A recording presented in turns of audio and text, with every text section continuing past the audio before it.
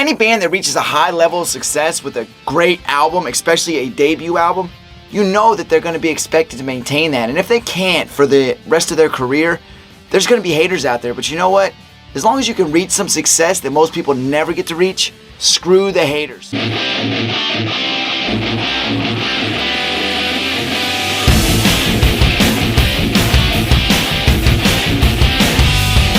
What's going on, everybody? Welcome back, music lovers, especially my rock music lovers. Listen, the band Smile Empty Soul is currently out on tour right now as we speak. Matter of fact, November 16th, a few days from today, they will be in my neck of the woods. Now, I gotta be honest, this band I almost forgot about until recently, and when I heard one of the songs from their debut album the other day, it just took me back to a special time and place.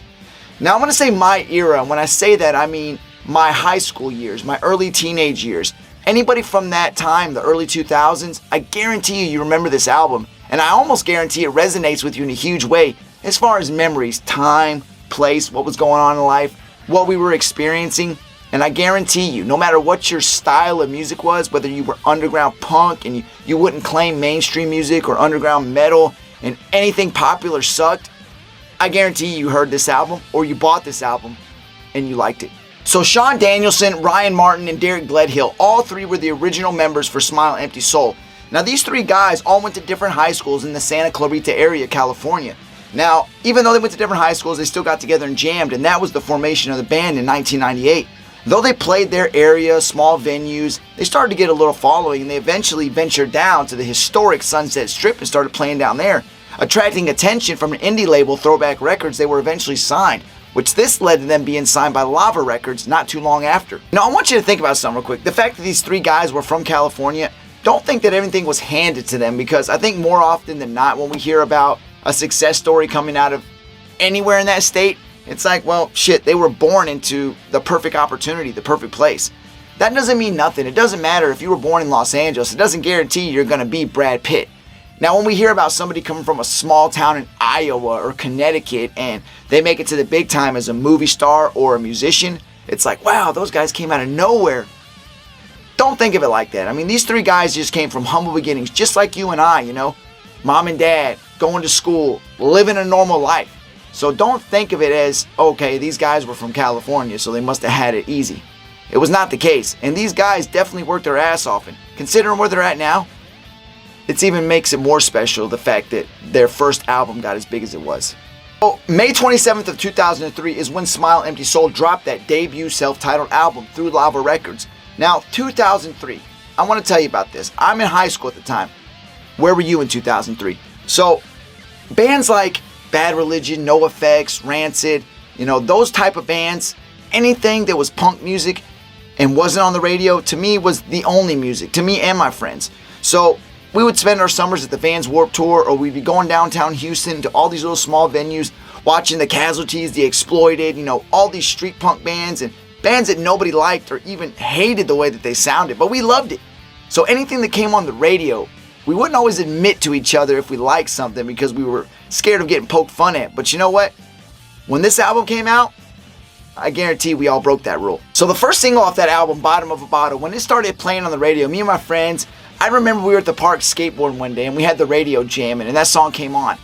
And nobody was saying nothing because at that time we were just starting to experience things or do things that we probably shouldn't have been doing, dabbling in things. But we kept that a secret from our parents or whoever was, you know, our guardians at the time, because we knew we were doing bad things. But that song came on and then the chorus hit and it was like, I do it for the drugs. I do it just to feel alive.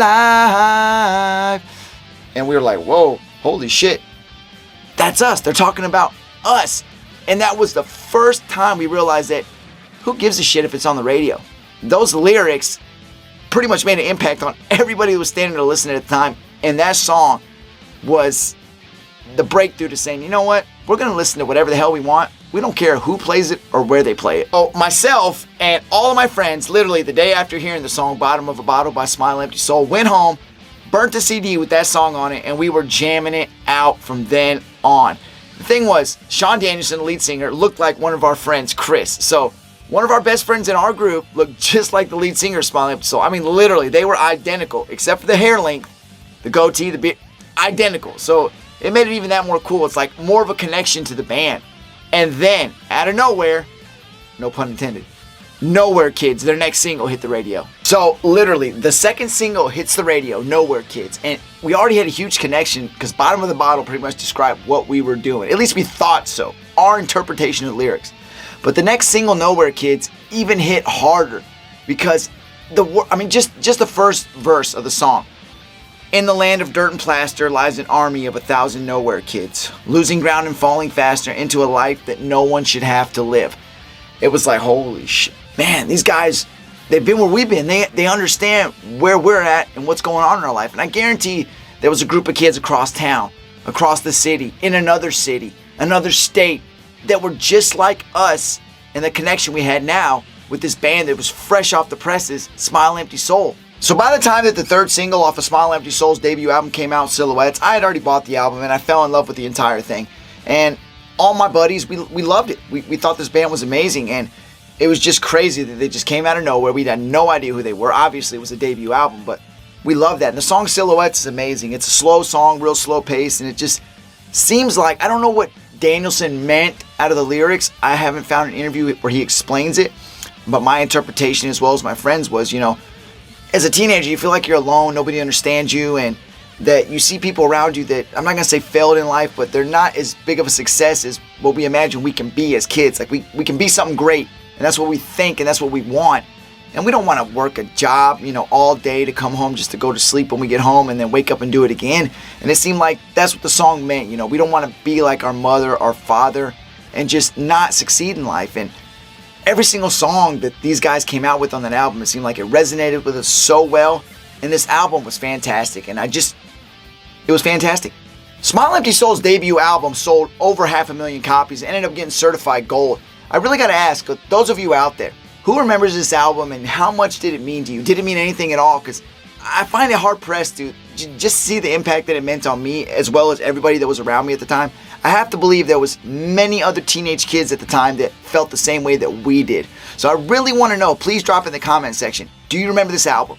What does it mean to you? And if there are some hardcore Smile Empty Soul fans out there, please give me some recommendations, because this is the only album I'm really familiar with, and it's been a long time since I heard it. And once I heard Silhouettes the other day, it came up on my feed on YouTube, and I loved it. I watched the video, and I had to backtrack and go listen to the album again. I was like, you know what? I still love this album, even though I haven't heard it in almost 18 years. It's crazy, but please, let me know what you think. And again, thank you for watching. Go out there, do something great in your life. Don't be afraid to go for your dreams. But until next time, take care of your friends, take care of your family. I'll see you again. Till next time, I'm out.